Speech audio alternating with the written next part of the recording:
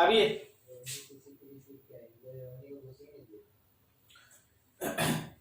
चलो ये बताओ, कोई डाउट आपका फिजिक्स में, कहीं कोई प्रॉब्लम बोलो।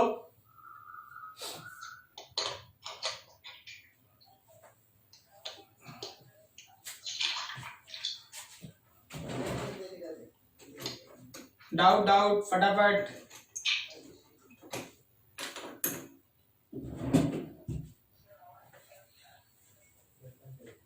डाउट कोई?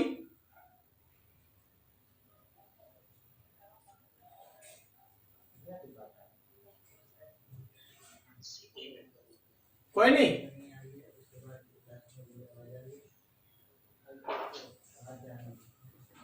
नहीं? चलो फिर देखो, मेरे पास है तुम्हारे लिए क्वेश्चन, चिंता नहीं करो।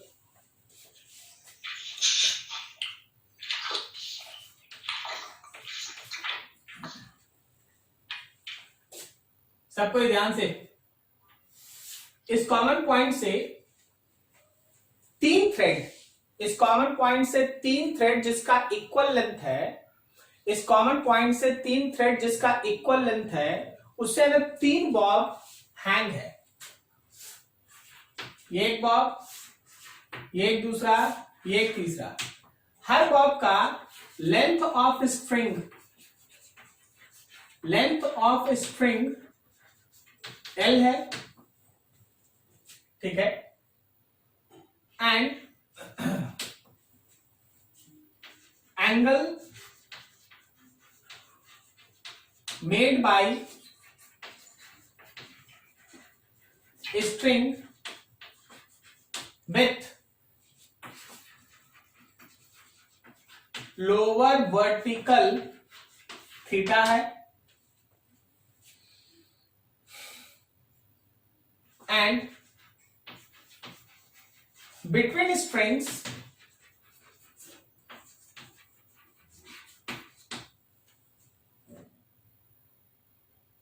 angle is 60 degree.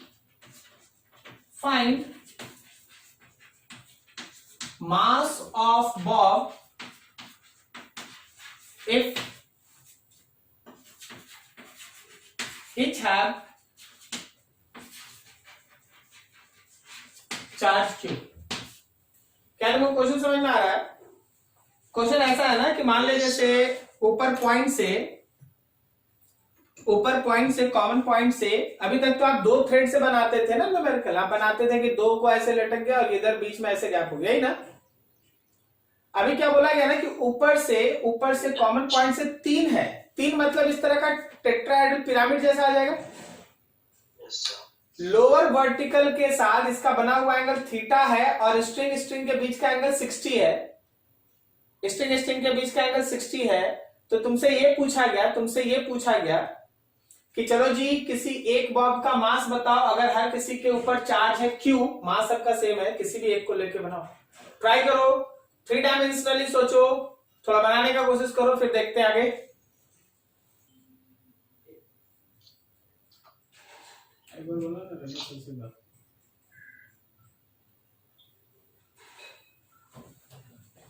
बना जी, बना।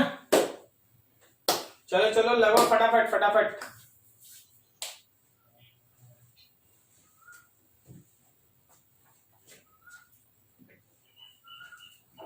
क्या तुम लोगों को पता चल रहा है कि नीचे में तीनों बॉब एक ट्रायंगल बना रहा है?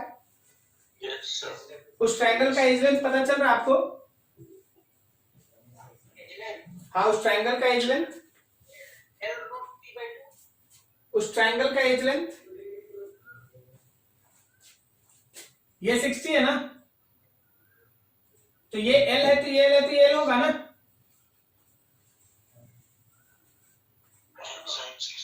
नहीं समझा? स्ट्रिंग्स के बीच का एंगल 60 है ना, सही जा रहा है? चलो देखो, थ्री डायमेंशनल फिगर देखो, हम दिखाते हैं, आप देखिए ध्यान से। देखिए यहां पे ऐसे समझिएगा ना कि ये तीनों बॉब मिलके नीचे में एक ट्रायंगल बना के रखा है। स्ट्रिंग्स के बीच का एंगल है 60, तो अगर ये L है, ये L है, तो क्या ये L होगा? नहीं समझा? ठीक है, अब जरा गौर करना। चल हम इस बॉब पे बात करते हैं थोड़ा ध्यान से। चल ये बॉब 1 है, ये बॉब 2 है, ये बॉब 3 है, थोड़ा ध्यान से। हाँ, 2 को 3 इधर पुश करेगा, this is force acting on 2 due to 3, और इसी 2 को 1 इधर पुश करेगा, this is force acting on 2 due to 1। और क्या इन दोनों के बीच, भले तुमको दिखाई नहीं दे रहा ठीक से, भले तुमको दिखाई नहीं दे रहा ठीक से, क्या इनके बीच का एंगल 60 होगा? Yes sir. अरे भाई नीचे में भी तो इक्विलैटरल ट्रायंगल है। Yes sir. तो ये तो 60 होगा ना। इसका मतलब ये है, चलो हम किसी एक बॉब को बनाते हैं, थोड़ा ध्यान से। हाँ, एक बॉब को बना रहे, थोड़ा ध्यान से फिगर समझिएगा। इधर ये स्ट्रिंग से जुड़ा है, ये स्ट्रिंग लोअर वर्टिकल के साथ थीटा बनाता है, और इस पे 2 फोर्स लग रहा है, इस पे 2 फोर्स लग रहा है। एक फोर्स लग रहा है इस डायरेक्शन में, कैसे बनाया थोड़ा समझना होगा। बाहर की तरफ। एक मिनट, 3 डायमेंशन सोल्व। एक तो नीचे mg, हाँ नीचे तो mg, यस। लेकिन इस पे 2 फोर्स लग रहा है। एक लग रहा है फोर्स इधर, एक फोर्स लग रहा है इधर। इन दोनों फोर्स के बीच का एंगल है 60। ये दोनों इलेक्ट्रिक फोर्स है 2 due to 1 and force acting on 2 due to 3। क्या हम लोग इसका रिजल्टेंट निकालेंगे? Yes sir, √3 times of this force.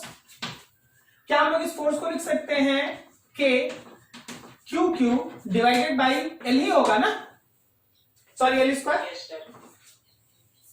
ये L ही है ना। Yes sir. क्या आप सभी को ये 3 डायमेंशनल फिगर समझ में आ रहा है? Yes sir. Yes sir. देख, ये जो बॉब है उस पे 2 इलेक्ट्रिक फोर्स काम कर रहा है, उसका रिजल्टेंट लेना होगा, वो इलेक्ट्रिक फोर्स का रिजल्टेंट। बाकी नीचे की तरफ उसका mg, बाकी थ्रेड के अलॉन्ग उसका टेंशन। क्वेश्चन लिखता है कि string makes an angle theta with lower vertical. तो स्ट्रिंग जो लोअर वर्टिकल के साथ थीटा बनाया, तो मेरे अब इस टी के लिए काम ऐसे करो, अब काम ऐसे करो कि ये बॉब है भाई, इधर लग रहा है इलेक्ट्रिक फोर्स जो √3 times of KQ square by L square आ गया। नीचे की तरफ है mg, ऊपर की तरफ है टेंशन का cos थीटा। कैसे आया, समझ में आया? ये t है, यहाँ पे थीटा था तो ये थीटा आएगा, और लेफ्ट की तरफ है t का साइन थीटा। अब तो ऐसा क्वेश्चन आप बार बार बना रहे हैं। t साइन थीटा किसको बैलेंस कर रहा है? t साइन थीटा किसको बैलेंस कर रहा है? √3 times of KQ square by L square को। और t cos थीटा किसको बैलेंस कर रहा है? mg को। दोनों को डिवाइड कर दीजिए, t से t cancel, then tan theta is √3 KQ square by L square divided by mg। ठीक है, अब यहां से आप m निकाल लीजिए, जो आएगा वही answer. KQ square by GL square. ठीक है, KQ square by GL square, सही। क्या ये फिगर पर समझ में आया सबको? Yes sir. तो ऐसी चीज समझना है, चीज ऐसे समझ के चलना है। 3 डायमेंशनल फिगर्स हमेशा दिमाग में ही बनता है। कोई डाउट किसी को पूछ लो, किसी का अपना कोई पर्सनल क्वेश्चंस में दिक्कत वो पूछ लो, नहीं तो फिर आगे बढ़ेंगे, टॉपिक आगे बढ़ेंगे।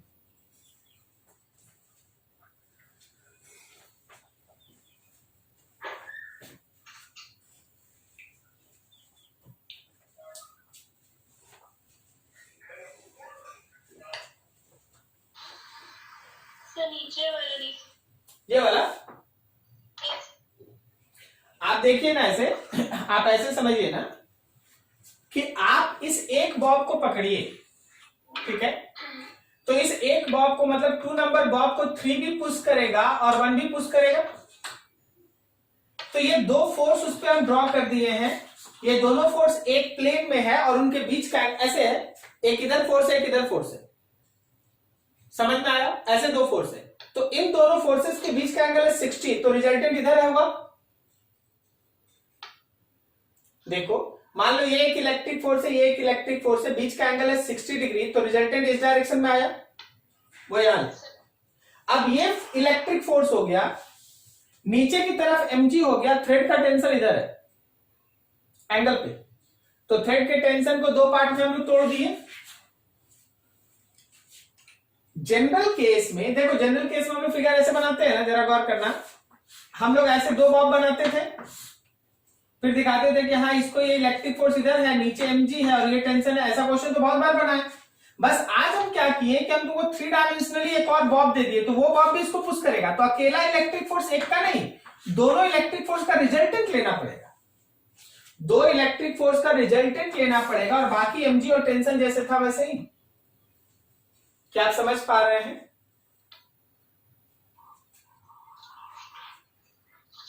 ठीक है जी, जिनका डाउट था समझ में आया कि इलेक्ट्रिक फील्ड इंटेंसिटी और इलेक्ट्रिक पोटेंशियल के बीच क्या रिलेशन है। आप एक रिलेशन निकाले थे E is equals to minus dv by dr, उसमें आपको नेगेटिव साइन का एक मतलब समझाया गया था कि नेगेटिव साइन शोज दैट कि electric field intensity is always directed from higher to lower potential, electric field intensity is always directed from higher to lower potential, and dv by dr shows that कि magnitude of that electric field is rate of change of potential with respect to distance, rate of change of potential with respect to distance, that is also called potential gradient।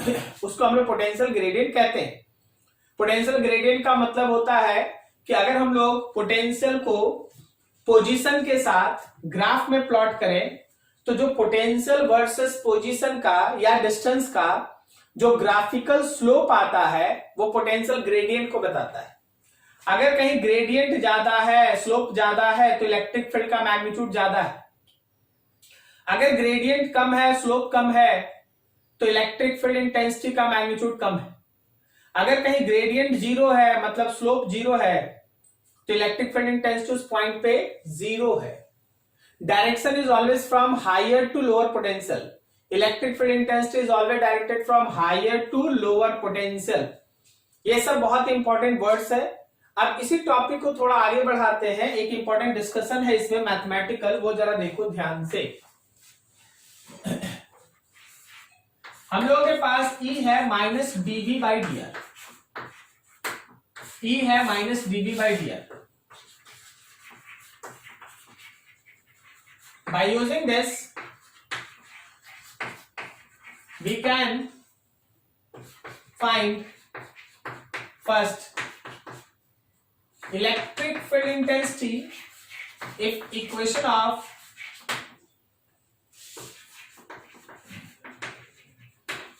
electric potential is given,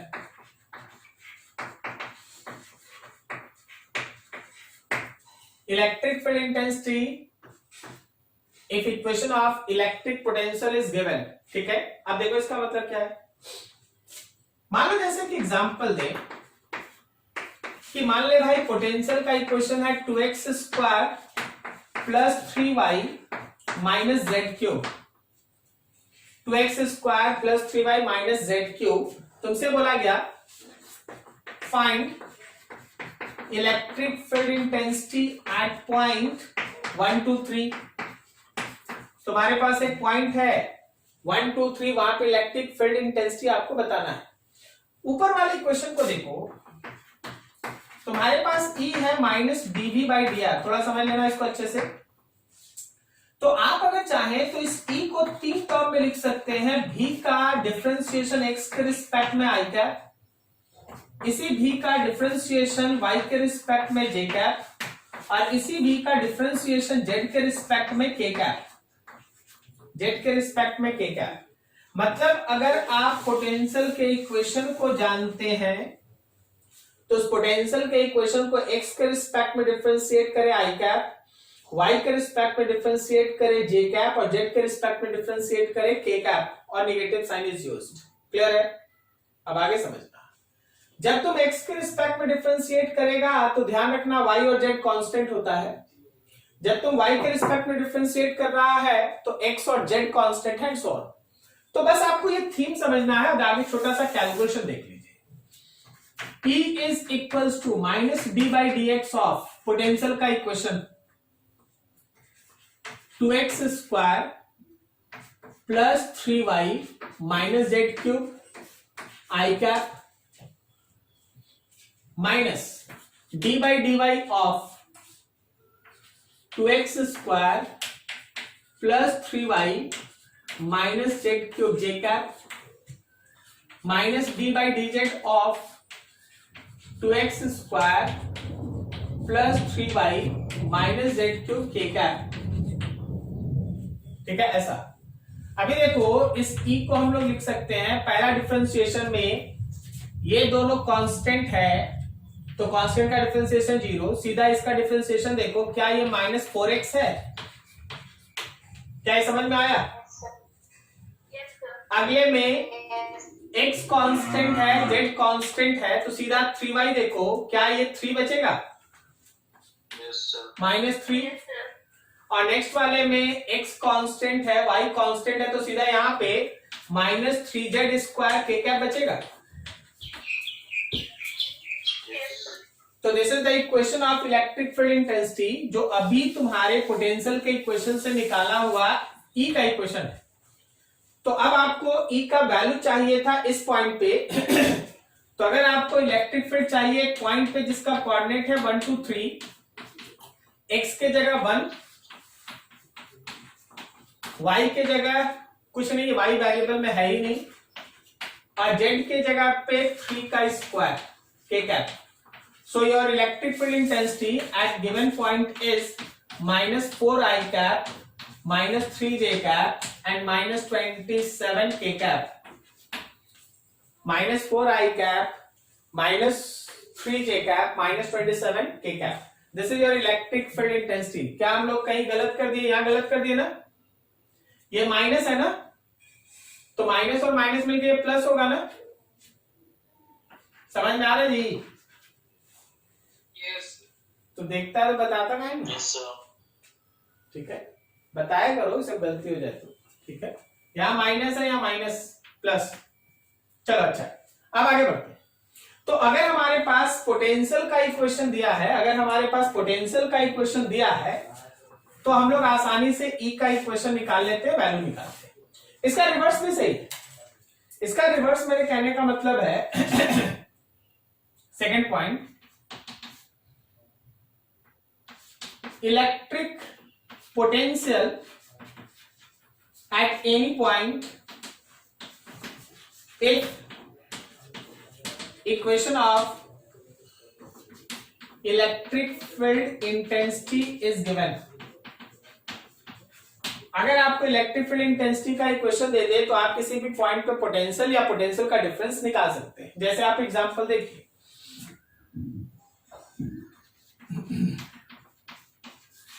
if E equals to 3x square I cap plus 4y j cap, z नहीं डालते हैं, z नहीं है तो 0। Find potential at point 1 2 3 if potential at origin is 0। आपको 1 2 3 पे potential निकालना है अगर ओरिजिन का पोटेंशियल 0 बोला जाए। ठीक है, तो देख क्वेश्चन को तो सबसे पहले इस टॉपिक पे सेट करने का कोशिश करो कि हाँ electric potential at any point if equation of electric field intensity is given, क्या वो इस पे एप्लीकेबल है।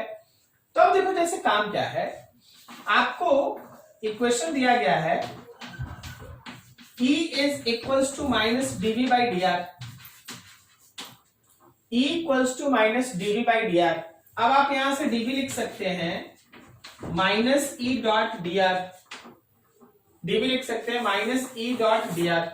बात करना, तुम यहां से dv को 3 टर्म में लिख लो, ex dx minus e y d y minus z d z, ऐसा 3 term. x component electric field का लेंगे तो dx लिख देंगे बगल में, y कंपोनेंट लेंगे तो dy लिख देंगे and so on. Now go through integration, integrate करो। इंटीग्रेशन ऑफ dv, तो इधर भी इंटीग्रेशन, यहां भी इंटीग्रेशन, यहां भी इंटीग्रेशन। जब आप इसको इंटीग्रेट करेंगे, जब आप इसको इंटीग्रेट करेंगे आपको 2 पॉइंट के बीच का पोटेंशियल डिफरेंस मिलेगा।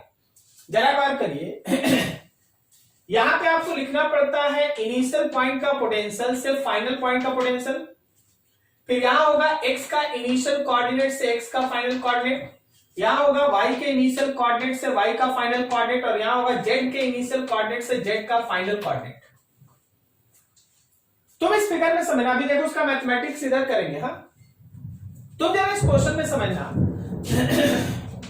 कि इनिशियल पॉइंट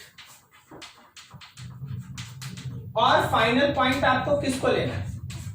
आप बोल क्वेश्चन पढ़ के बताइए तो इस क्वेश्चन में इनिशियल पॉइंट और फाइनल पॉइंट आप किस किस को लेंगे। 0 0 तो इनिशियल पॉइंट। ओरिजिन, तो इनिशियल पॉइंट में 0 0 0 और फाइनल पॉइंट जो क्वेश्चन दिया है 1 2 3। सही है।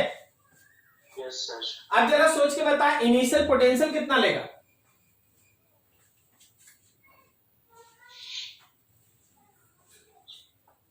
0 लेंगे, 0 क्योंकि तुम इनिशियल पॉइंट तुम ओरिजिन को लिया ना। तो इनिशियल पोटेंशियल तुम 0 लो और तुमको फाइनल पोटेंशियल निकालना है। क्या आप समझ पा रहे हैं? दिस इज फंडामेंटल बेसिक, ये बेसिक है। अब इसके बाद तो जो होगा वो कैलकुलेशन है। तो अगर स्मॉल चेंज से हमको एक बड़ा चेंज निकालना है तो उसको इंटीग्रेट ही करेगा ना।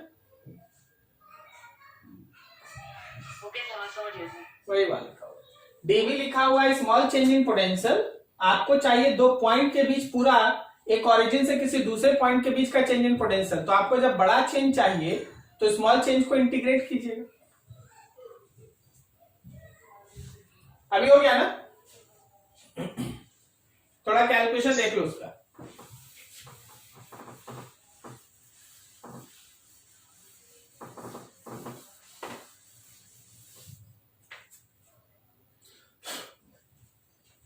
तो तुम्हारे पास है integration of d v is integration of EX dx minus integration of EY dy minus integration of EZ dz minus integration of EZ dz। देख डीवी में B इनिशियल से B फाइनल जाना है, या X इनिशियल से X फाइनल जाना है, या Y इनिशियल से Y फाइनल जाना है, और यहाँ Z इनिशियल से Z फाइनल तक जाना है।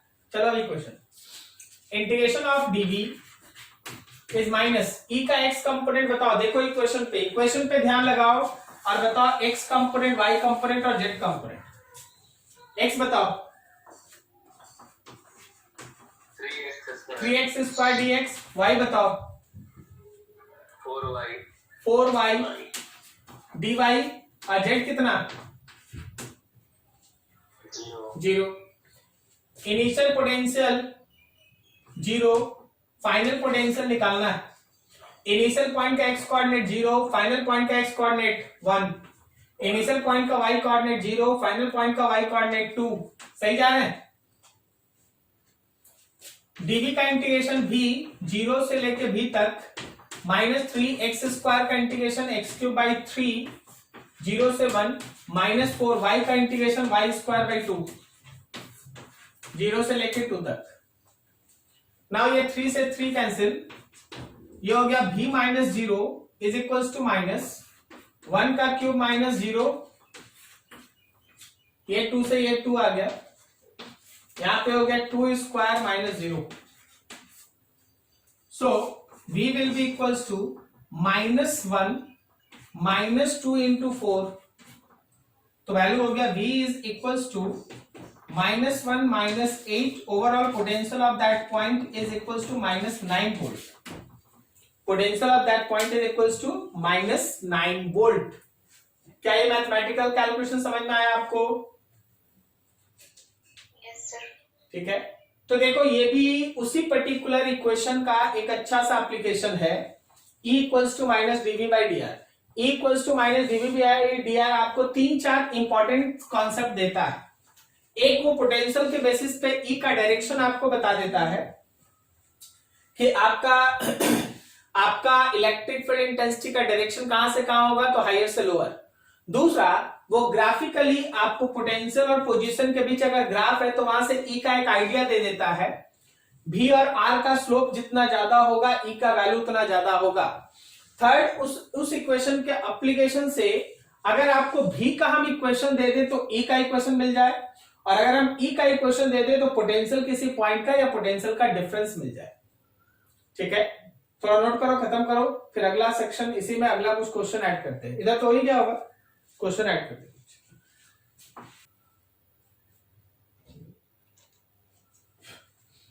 किसी भी कंडक्टर के अच्छा ये क्वेश्चन बनाओ, तो पहले एक छोटा सा क्वेश्चन बनाओ।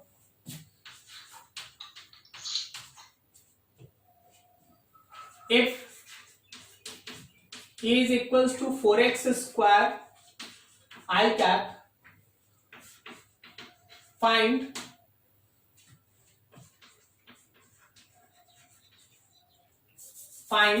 फर्स्ट में potential at point 2, 3 if potential at point 1, 0 is 6 volt। दूसरा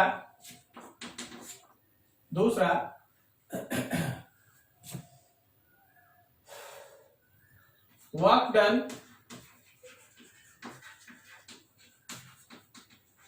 in moving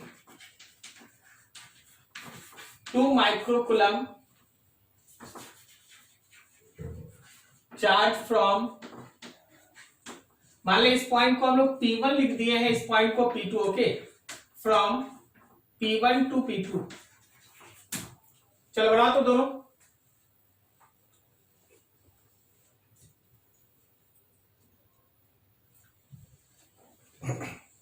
हो गया जी, क्या बोले, -10/, 46/3 कौन सा फर्स्ट क्वेश्चन आंसर, ये 40/3 कितना कितना बोले साहिल,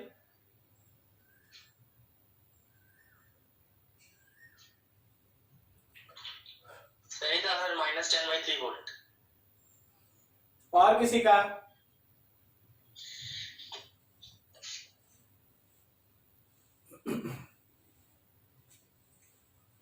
चलो बनाते।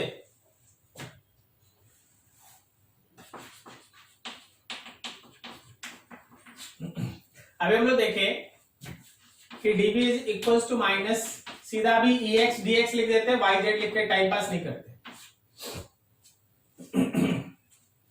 तो इसका इंटीग्रेशन हम लोगों का, मान लो P1 पॉइंट से P2 पॉइंट के पोटेंशियल पे चला, P1 से P2, तो यहाँ x कोऑर्डिनेट चलेगा, P1 मतलब 2 और P2 मतलब 1।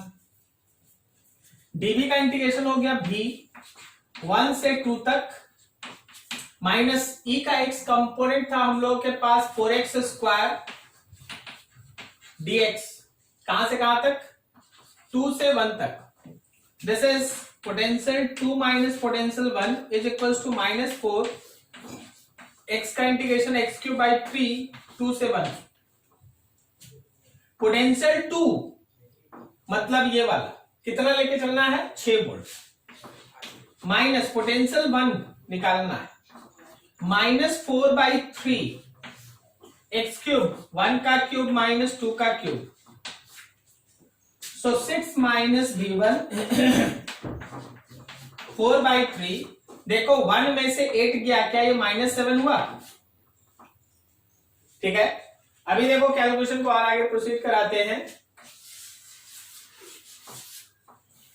तो 6 minus V1 is equals to -4 minus minus plus 28/3, 28/3। तो क्या हम लोग यहां V1 लिख सकते हैं 6 माइनस 28/3,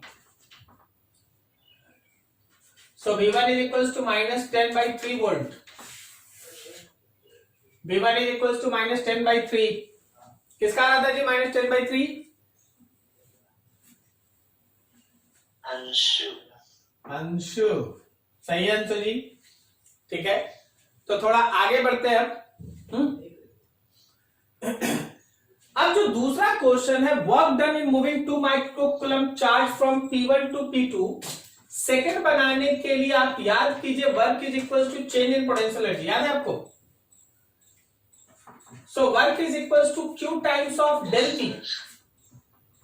डेल V कहां से कहां ले जाना? P1 से P2, P1 से P2 याद रखना। तो डिफरेंस होता है हमेशा फाइनल माइनस इनिशियल। आपको ले जाना है 1 से 2, तो फाइनल 2 है, इनिशियल 1 है। डिफरेंस हमेशा होगा ना V final minus V initial. So work is equals to Q के जगह पे 2 माइक्रोकूलम। 2 का पोटेंशियल कितना? तो 2 का पोटेंशियल यहां लिखा हुआ है, 2 का पोटेंशियल 6 वोल्ट और 1 का पोटेंशियल आया है -10/3। ठीक है। So your work is equals to 2 into 10 to the power -6 multiplied with 28/3। Answer is joule. ये तुम्हारा आंसर। किस किस का दोनों सही?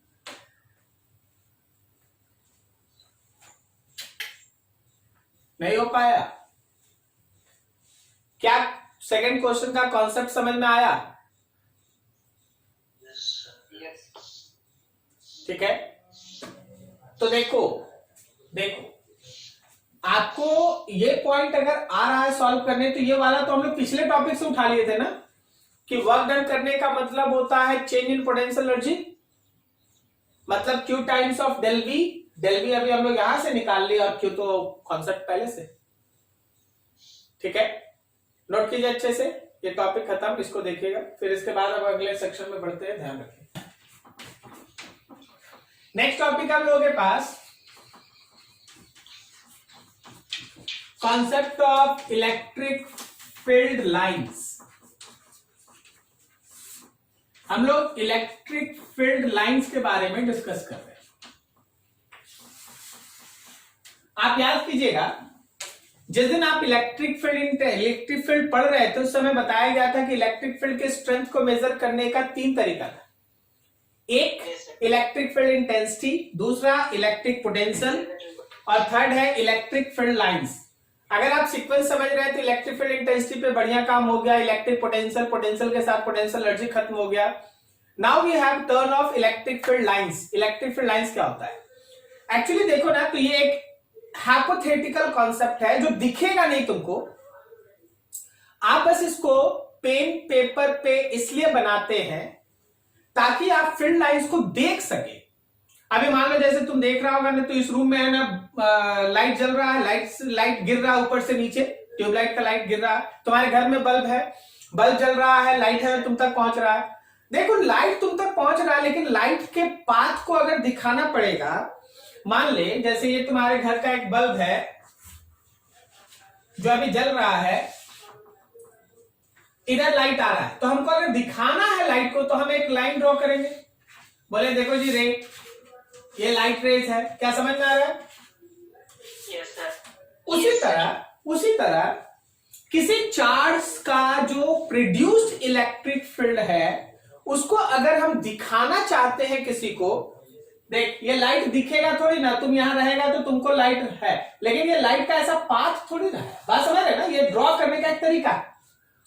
सिमिलरली किसी भी चार्ज से प्रोड्यूस्ड इलेक्ट्रिक फील्ड को अगर हम विजुअलाइज करना चाहते हैं, देखना चाहते हैं, तो हम कुछ हाइपोथेटिकल लाइंस ड्रॉ करते हैं। And those hypothetical lines are said to be electric field lines. Electric field lines, तो इलेक्ट्रिक फील्ड लाइंस है ना, हाइपोथेटिकल लाइंस है। चलो ठीक है, हाइपोथेटिकल लाइंस है, समझ में आ गया। Electric field lines are hypothetical lines. तो ये आखिर लाइन हम लोग ड्रॉ किधर करते हैं और कैसे करते हैं, समझना। अगर अभी बल्ब छोड़ दो, अब आप सीधा चार्ज पे अपना सीरियस बात करते हैं, जो चार्ज पे हम लोग समझते हैं।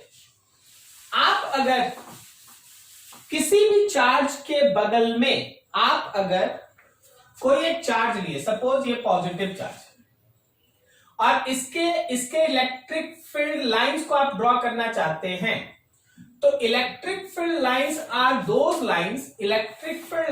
Those lines about which If any positive test charge is released, it experience force.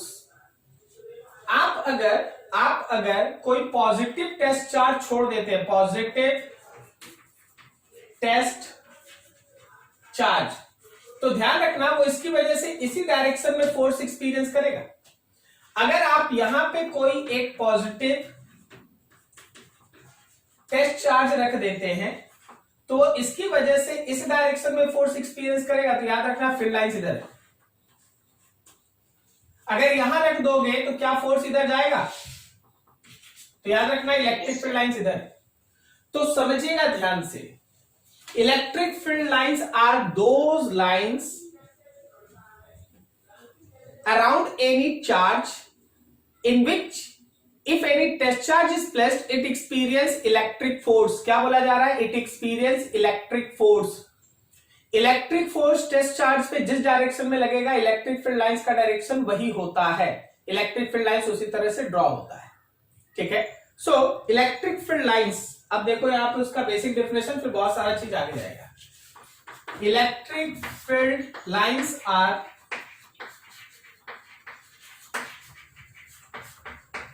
those hypothetical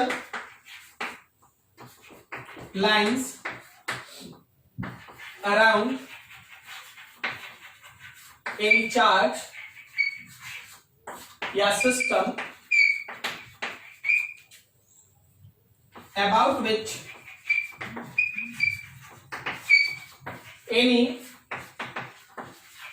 test charge, obviously जब टेस्ट चार्ज बोला जाता है तो हमेशा ध्यान रखना प्लस होता है। about which any test charge will experience electric force। Electric force, अगर कोई टेस्ट चार्ज आप रख देते हैं, टेस्ट चार्ज जब भी बोला जाएगा कैसा होगा?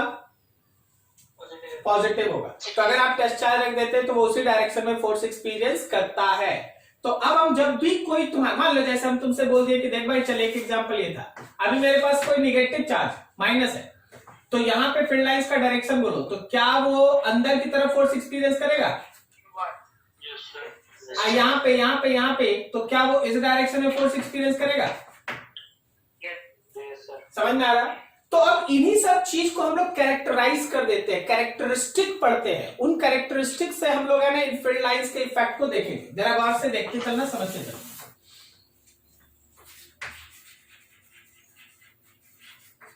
कैरेक्टरिस्टिक क्वेश्चंस रहता है, एकदम ध्यान रखिएगा। हम थ्योरी लिखेंगे, हम एक एक एग्जांपल देते जाएंगे, क्वेश्चन रहता है इससे।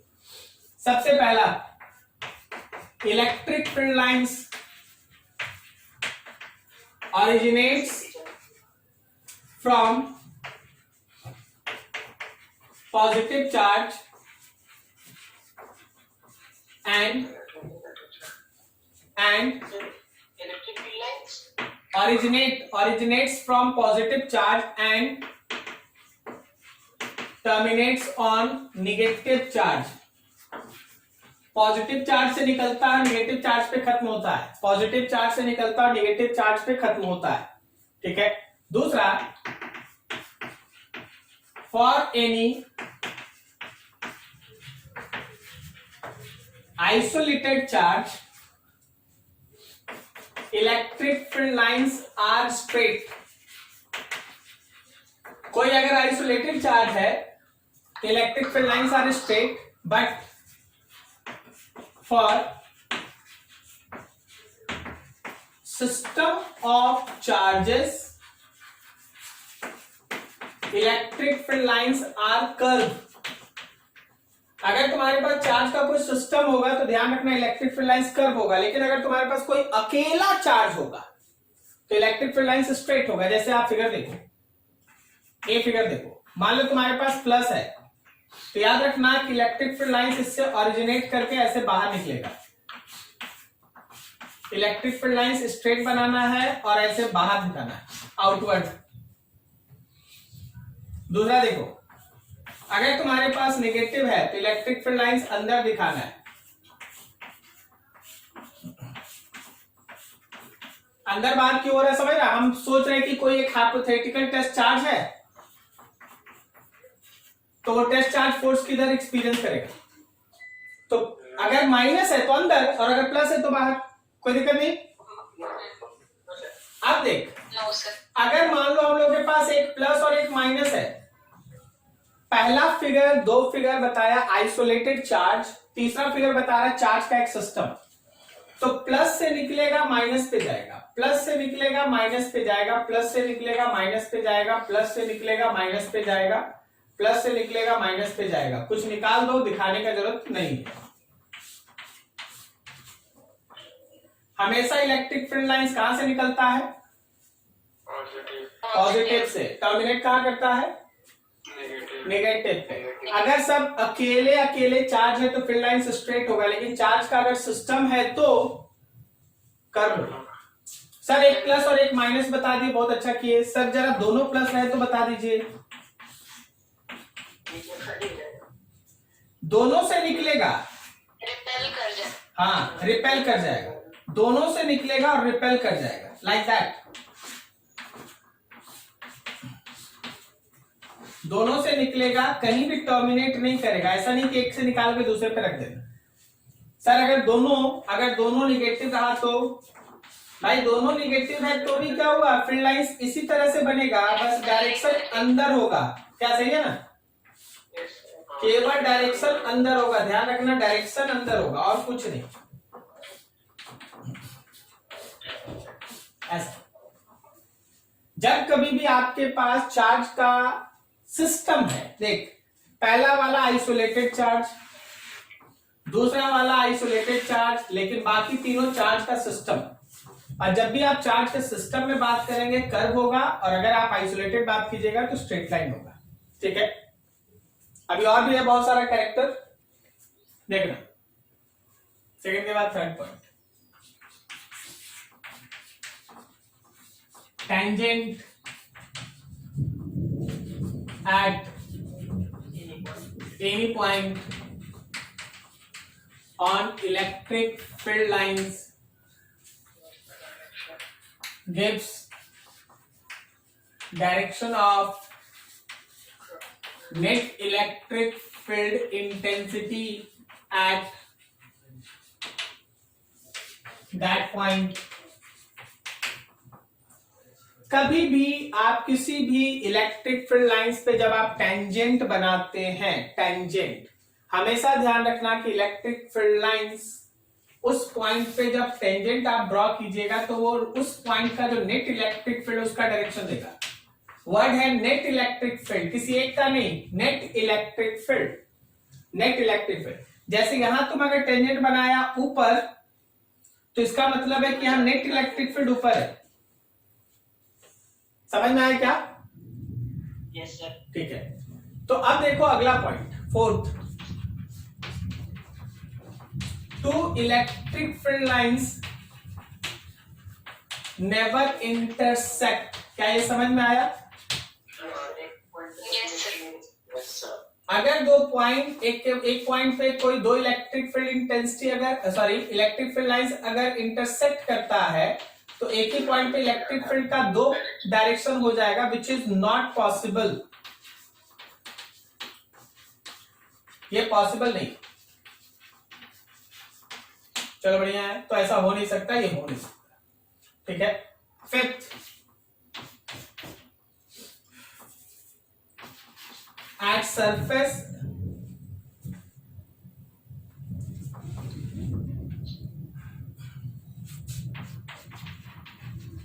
for any conductor, electric field lines are always perpendicular on surface। कोई भी अगर आप कंडक्टर लेंगे तो याद रखिएगा इलेक्ट्रिक फील्ड लाइंस हमेशा परपेंडिकुलर होता है। अब इसके पीछे का लॉजिक तुम ऐसे समझना, कंडक्टर एक ऐसा सब पर्टिकुलर मटेरियल आप बोल रहे हैं ना जिसका सरफेस का पोटेंशियल सेम होता है। सरफेस का पोटेंशियल नहीं बदलता, जरा ध्यान देना, समझना।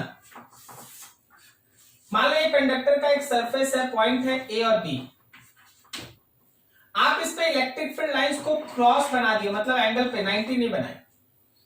याद रखिएगा for conducting surface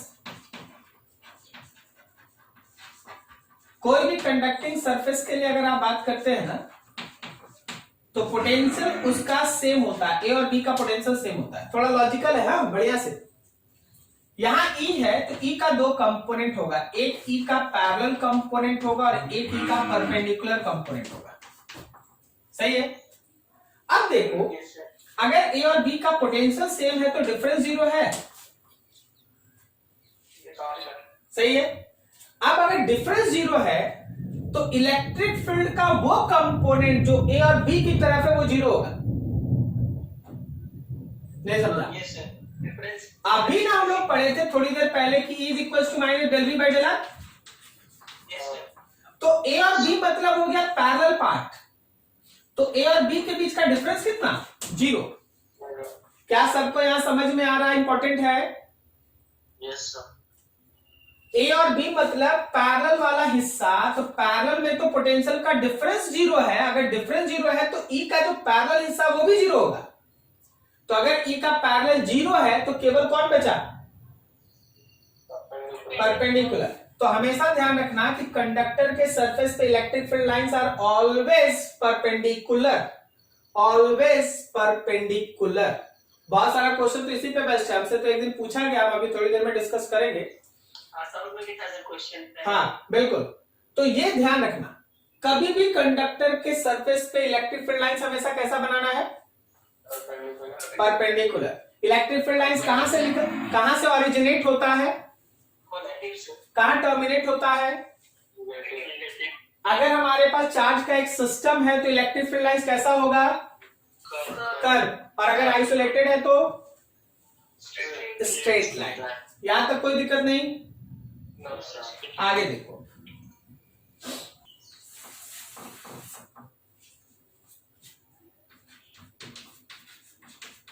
at any point if electric field intensity is zero, then electric field lines are absent. अगर किसी पॉइंट पे इलेक्ट्रिक फील्ड इंटेंसिटी जीरो है तो याद रखना कि वहां इलेक्ट्रिक फील्ड लाइंस प्रेजेंट नहीं होगा। क्लियर है? चलो अब एक एग्जांपल यहां पे आपके लिए रख देते हैं। मान लें ये मेरे पास एक स्फेरिकल कंडक्टर है, स्फेरिकल कंडक्टर। ये आया हुआ क्वेश्चन है, हमसे एक दिन पूछा गया था, हम बोले थे आगे पढ़ा देंगे। ठीक है। इस पे आपके पास चार ऐसे फील्ड लाइंस का डायरेक्शन बना हुआ है।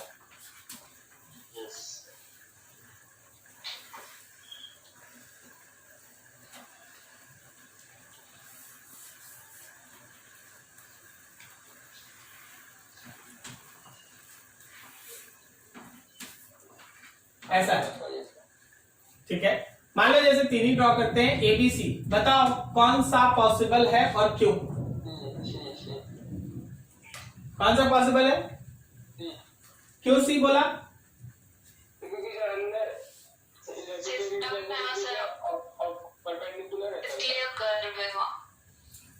देखो पहले वाले में क्या गलती है ये बताओ।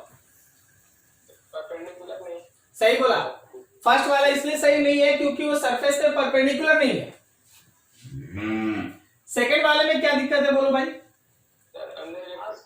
अंदर में इलेक्ट्रिक फील्ड जीरो होता है, किसी भी कंडक्टर के अंदर में इलेक्ट्रिक फील्ड जीरो होता है। सही ना? तो यहाँ इलेक्ट्रिक फील्ड लाइन नहीं होना चाहिए था। ये सारा चीज इस केस में सेटिस्फाइड है। आप देख रहे हैं क्या? So this one is right, C is right, C correct. Clear है? अगला एग्जांपल देखो। अगला एग्जांपल देखो। मान लो तुम्हारे पास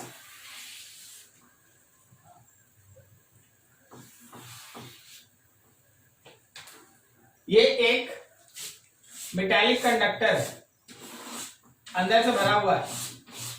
खाली यहां पे गोल सा एक कैविटी है, जो गोल वाला बना हुआ ना वो कैविटी है इसके अंदर।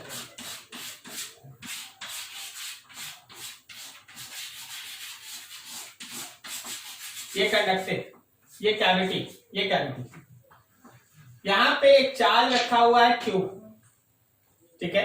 दिस इज कंडक्टर, ये कंडक्टर है। चलो थोड़ा इंडक्शन पे बात करते हैं। इंडक्शन जो आप पहले पढ़े थे, इंडक्शन पे बात करते हैं जी। इंडक्शन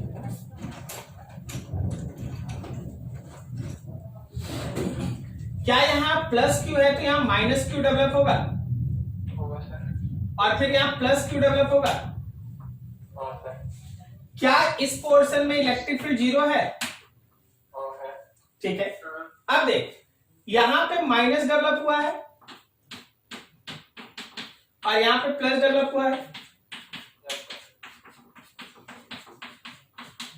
अभी इसमें बहुत कहानी है, अभी हम लोग सब कुछ इसका टच नहीं कर सकते, धीरे धीरे अभी स्टार्ट हुआ है। तो देख प्लस से निकलेगा माइनस पे टर्मिनेट करेगा। बनाने में ध्यान रखना कि एकदम जहां भी तुम ले जाओ एकदम परपेंडिकुलर जाके खत्म हो। बनाने में ध्यान रखना कि जब भी खत्म करो एकदम परपेंडिकुलर, सही है। और फिर माइनस पे खत्म होने के बाद जहां ये E0 है वहां कोई फील्ड लाइन नहीं होगा, इलेक्ट्रिक फील्ड लाइन एब्सेंट। समझ में आ रहा है? और फिर यहां प्लस से निकालना, जब निकालना तो फिर से ध्यान रखना कि सरफेस पे कैसा हो, परपेंडिकुलर। सरफेस पे कैसा हो, परपेंडिकुलर। क्या ये लॉजिक समझ में आ रहा है सबको? Very important. ठीक है, जहां इलेक्ट्रिक फील्ड लाइन 0 है वहां जहां इलेक्ट्रिक फील्ड इंटेंसिटी 0 है वहां इलेक्ट्रिक फील्ड लाइंस एब्सेंट है। ठीक है, अदरवाइज कंडक्टर के सरफेस पे हमेशा कैसे टर्मिनेट करना है, परपेंडिकुलर। कैसे ओरिजिनेट करना है, परपेंडिकुलर। कोई डाउट? ठीक है, नोट करो यहां तक, फिर आगे बढ़ते। इलेक्ट्रिक फील्ड बेसिकली है ना दो तरह का होता है। ये कितना पॉइंट था जी, भूल गए? 6। अच्छा चलो 7। ठीक है, electric field lines representation of electric field. पहला, first one is uniform electric field. Uniform electric field हमेशा ध्यान रखना कि थोड़ा सा इसके पहले ना कोई टॉपिक कर लेना चाहिए था, तब इसमें और मजा आता। जस्ट एक minute.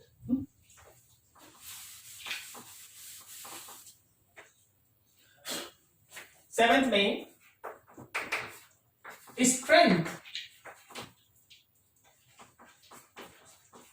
Of electric field intensity at any point is directly proportional to number density of electric field lines। इस लाइन का मतलब ये है कि जहां भी number of electric field lines पर यूनिट एरिया ज्यादा होगा, मतलब क्लोज होगा, याद रखना वहां फील्ड स्ट्रांग है। कहने का मतलब क्या है जरा समझो। हमें तो हम सिंपल वे से बता देते हैं। मान लीजिए ये प्लस है, तुम इसका इलेक्ट्रिक फील्ड लाइंस ऐसे ही ना बनाएगा, एंड सो ऑन। ये ऐसा इलेक्ट्रिक फील्ड लाइंस। अब देखो हम लोग इसके जितने नजदीक रहेंगे क्या फील्ड स्ट्रांग मिलेगा? मतलब नजदीक रहिएगा तो per unit area number of field lines ज्यादा है, और दूर चले जाइएगा तो per unit area number of field lines कम है ना? नहीं समझा? Yes, sir. इस पॉइंट पे मान लीजिए ये पॉइंट P1 है, ये पॉइंट P2 है। P1 है और ये P2 है, तो eight P1 E1 is greater than E2। तो E1 का मतलब हो गया कि इलेक्ट्रिक फील्ड लाइंस पर यूनिट एरिया बोलो इज हायर। कहां पे ज्यादा है? P1 पे। पर यूनिट एरिया ज्यादा नंबर ऑफ फील्ड लाइंस कहां मिलेगा तुमको? P1 पे मिलेगा। तो जहां पे फील्ड लाइंस का नंबर ज्यादा होता है, जहां डेंसिटी ज्यादा होता है, बहुत क्लोज होता है, याद रखना वहां पे फील्ड का स्ट्रेंथ ज्यादा है। क्या लाइन समझ में आ रहा है? ठीक है, अभी देखो चलो एक एग्जांपल कर लेते, तब हम थोड़ा सेटिस्फाई हो जाएंगे कि आप समझ गए। देखिए ध्यान से,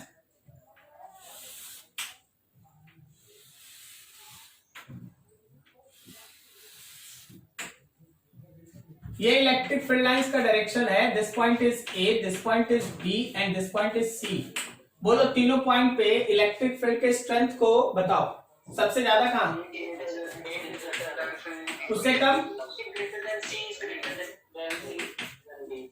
सबसे ज्यादा इलेक्ट्रिक फील्ड इंटेंसिटी कहां, ए पे। सबसे कम कहां, सबसे कम कहां, बी पे। बी ना, Yes, sir. ठीक है, समझ में आया क्या? Yes, बस वही चीज यहां लिखा हो, ठीक है। अब चलो थोड़ा आगे बढ़ते हैं। 8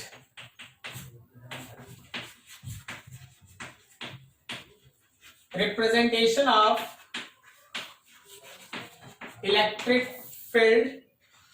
इलेक्ट्रिक फील्ड गौर करना, सबसे पहला है uniform electric field. Uniform electric field हमेशा पैरेलल इलेक्ट्रिक फील्ड लाइन से रिप्रेजेंट होता है।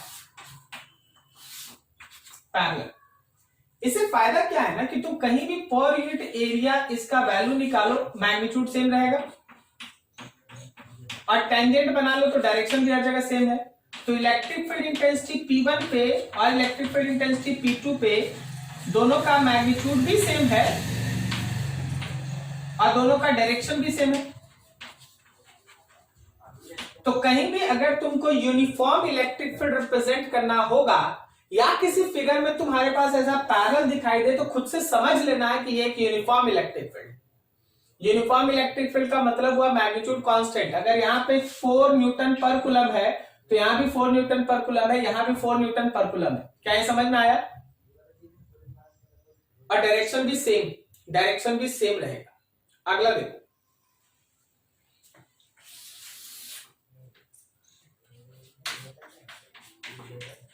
डी है non uniform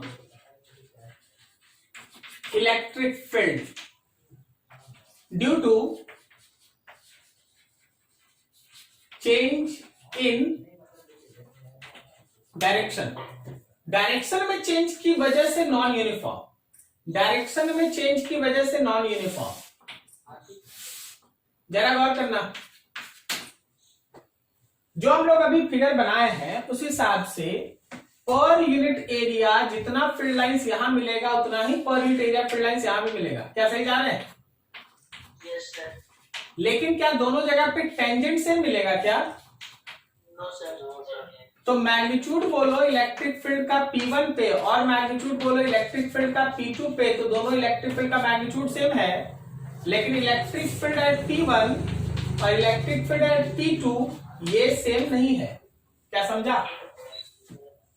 electric field at P1 और इलेक्ट्रिक फील्ड एट P2 ये सेम नहीं है। क्यों सेम नहीं है? Direction. डायरेक्शन। Direction. ठीक है, अब सी देखो, non uniform electric field due two variable magnitude as well as direction, due to variable magnitude as well as direction। अलग अलग मैग्नीट्यूड और अलग अलग डायरेक्शन की वजह से variable. Now see this figure,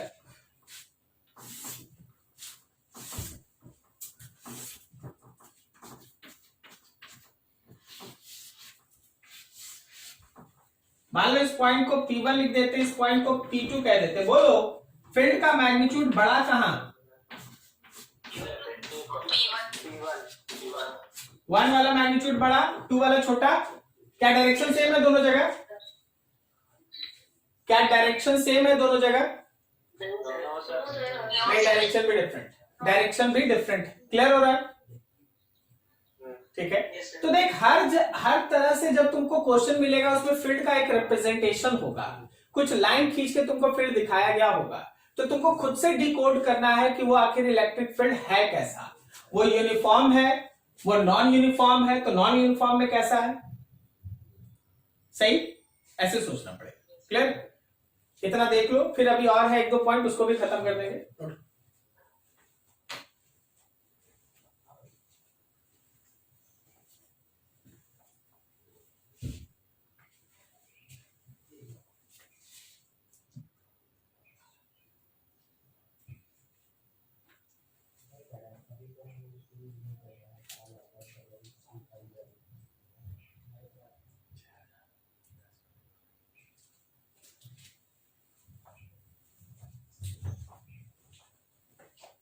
हो गया? हाँ बोलो। Yes. सर ये जो पैरेलल है उसमें अगर E2 बड़ा रहा तभी सेम रहेगा। हाँ तो जैसे कि वो साइज उसका बड़ा रहा तो सर सेम नहीं ना रहेगा। किसका साइज बड़ा करना है? सर E2 का 0.2 का यही बोल रहे हो? यूनिफॉर्म।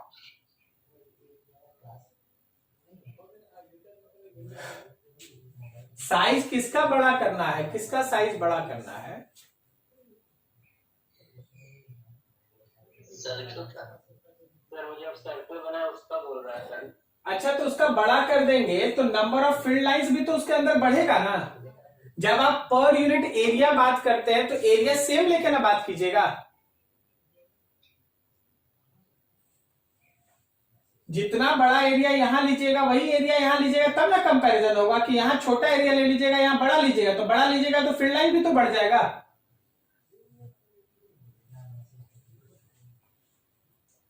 समझ में आ रहा जी जो पूछे?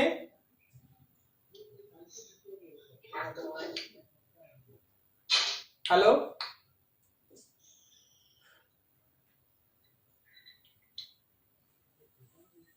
सर राइट साइड के सबसे टॉप पे क्या लिखा हुआ है? Direction, change in direction.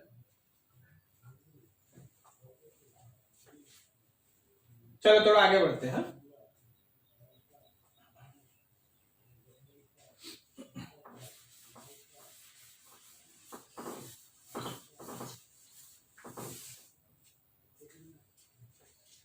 देखिए और समझिए।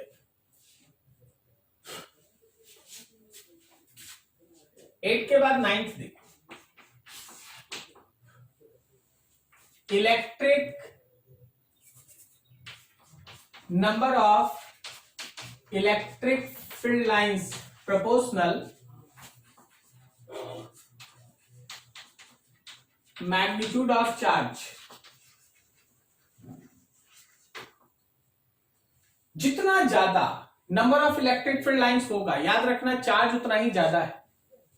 अगर आउटवर्ड है, अगर ओरिजिनेटेड इलेक्ट्रिक फील्ड लाइंस है तो पॉजिटिव चार्ज है, और अगर टर्मिनेटेड इलेक्ट्रिक फील्ड लाइंस है तो नेगेटिव चार्ज है। लेकिन नंबर ऑफ फील्ड लाइंस अगर ज्यादा बना रहा है इसका मतलब चार्ज ज्यादा है, और नंबर ऑफ फील्ड लाइंस अगर कम बना रहा है इसका मतलब चार्ज कम है। मतलब क्या है वो भी देखो।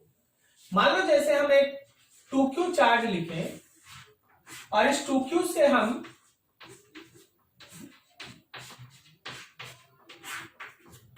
आठ फील्ड लाइंस बना दिए। उस 2q से हम 8 फील्ड लाइंस बना दिए। देख लो काउंट 8। तो अगर हम लोग -q लिखेंगे तो हम 4 ही फील्ड लाइंस बनाएंगे। क्या समझ में आया? बस माइनस होने की वजह से उसका डायरेक्शन अंदर होगा और यहां प्लस होने की वजह से डायरेक्शन बाहर है। ठीक है? जो चार्ज जितना ज्यादा मैग्नीट्यूड रखता है, याद रखना उसका नंबर ऑफ फील्ड लाइंस उतना ही ज्यादा नंबर में बनता है। अब देखो जैसे हम तुम्हारे सामने एक छोटा सा क्वेश्चन लिख दे, जरा समझना सोच के। हाँ, यहां पे एक चार्ज है +q और यहां पे एक कंडक्टर है, पता नहीं क्या है। इनके बीच का डिस्टेंस है d।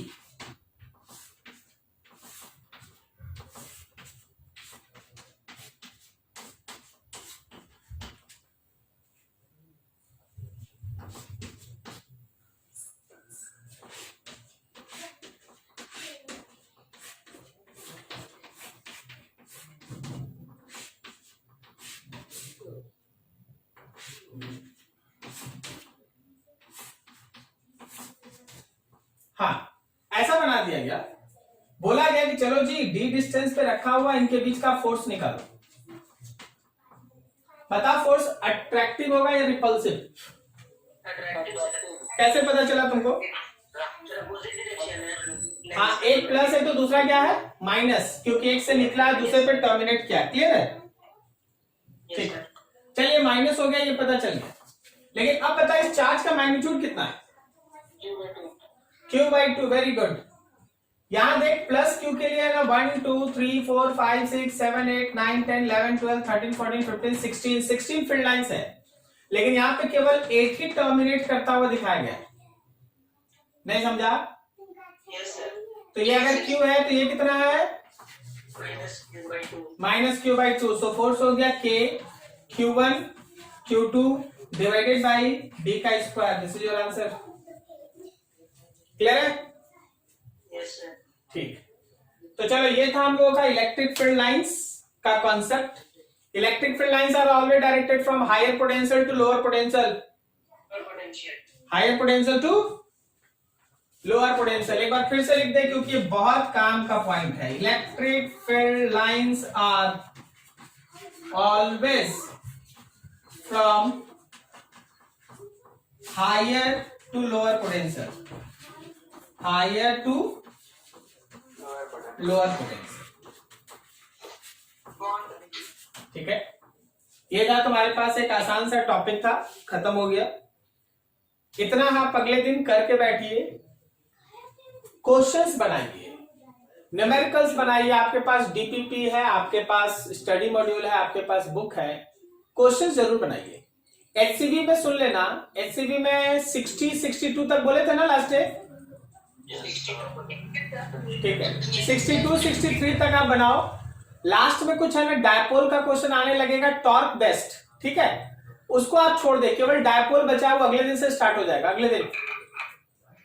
ठीक है, बाकी सारा क्वेश्चन आप बना सकते हैं। अब देखिए क्या क्या बचा है वो भी सुन लीजिए, क्योंकि आप क्वेश्चन टच कीजिएगा, आते रहेगा।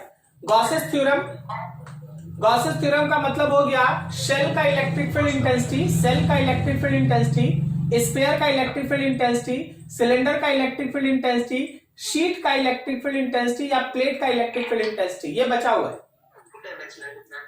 ठीक है, ये बचा हुआ है। तो electric field intensity, Gauss's theorem वाला सेक्शन बचा है, डायपोल बचा है और कैपेसिटर बचा है। ये तीन पार्ट।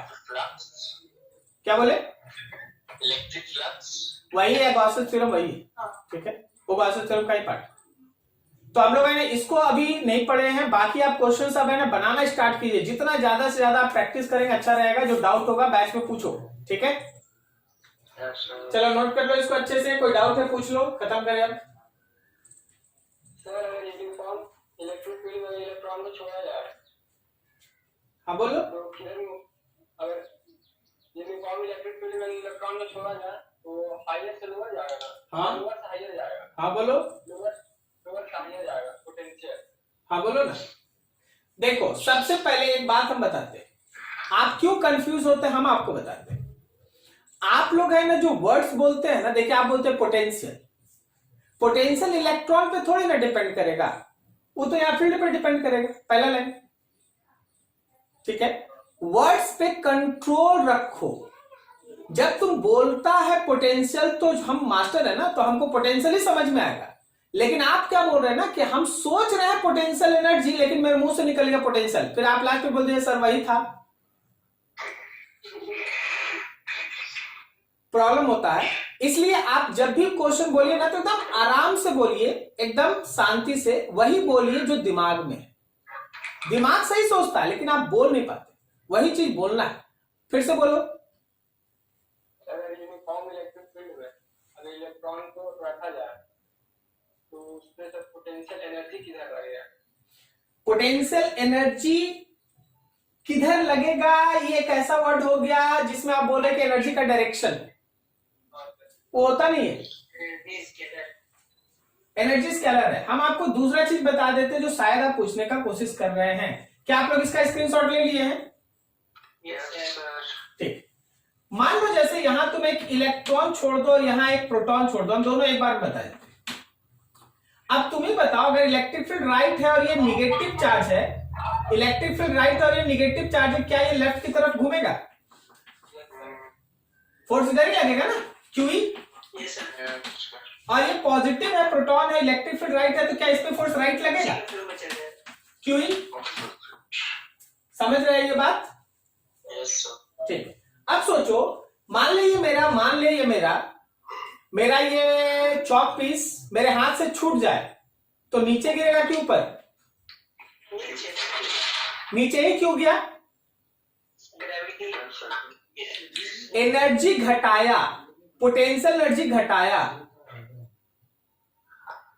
तो अब समझना, अब समझना, इन दोनों को तुम यहां से छोड़ा था, लेकिन इलेक्ट्रॉन मूव किया इधर और प्रोटॉन मूव किया इधर। मान ले हम इस पॉइंट को लिख देते हैं x, इस पॉइंट को y और इस पॉइंट को z। पता है इलेक्ट्रॉन के लिए z सबसे हायर पोटेंशियल है, फिर y है, उसके बाद x है, तभी ये हायर से लोअर की तरफ जा रहा है। और प्रोटॉन के लिए x सबसे बड़ा है, उससे कम y है, उससे कम z, तब वो उधर जा रहा है। क्या समझ में आया? ठीक है, तो चीज ऐसे चलता है। आप किसको लेके बात कर रहे हैं, आपका आंसर पलट जाएगा जी। आप अगर इलेक्ट्रॉन जैसा निगेटिव लिए हैं तो x सबसे कम, z सबसे बड़ा। क्या सही जा रहा है? और अगर आप प्रोटॉन जैसा प्लस ले लिए तो जो x पिछले केस में सबसे कम था वो सबसे ज्यादा। और फिर हमेशा मूव किधर से किधर करेगा? हायर एनर्जी से लोअर एनर्जी, हायर पोटेंशियल से लोअर। तो ई के लिए ये रहा एनर्जी वाला टर्म और ये रहा पोटेंशियल का क्या है? पोटेंशियल कभी उस चार्ज से डिसाइड नहीं होता। तुम बोलेगा सर इलेक्ट्रॉन के लिए कौन हायर पोटेंशियल, क्वेश्चन ही गलत है। इलेक्ट्रॉन के लिए पोटेंशियल नहीं होता, इलेक्ट्रॉन के लिए पोटेंशियल एनर्जी होता है। पोटेंशियल तो फील्ड का होता है। क्या समझा? पोटेंशियल किसका? फील्ड का। इस पॉइंट पे पोटेंशियल हम तुमसे बोल दे तो ए का पोटेंशियल ज्यादा, उससे कम बी का और उससे कम सी का। बोलेगा सर कैसे? ये रहा लाइन भाई। क्या समझा? पोटेंशियल किसका प्रॉपर्टी है? फील्ड का। क्या तुम इसमें कोई चार्ज रखा है पोटेंशियल को डिसाइड करने के लिए? बिल्कुल नहीं। जब आप बोलिएगा सर इलेक्ट्रॉन, तो हम बोलेंगे भाई देख पोटेंशियल का बात नहीं होगा, पोटेंशियल की जगह पे पोटेंशियल एनर्जी का बात होगा। नहीं समझा? ठीक है, तो इस ई के लिए एनर्जी में जेड बड़ा है, जेड बड़ा है, उससे कम वाई है और उससे कम एक्स है। समझे क्या? एनर्जी लिखा है यू, लिखा है यू। ठीक है, इस प्रोटॉन के लिए एनर्जी में एक्स बड़ा है, उससे कम वाई है और सबसे कम कौन है? जेड। प्रोटॉन या इलेक्ट्रॉन का बात करेगा तो एनर्जी होगा, जब फील्ड का बात करेगा तो पोटेंशियल होगा। क्या समझ में आया? चलो ठीक है।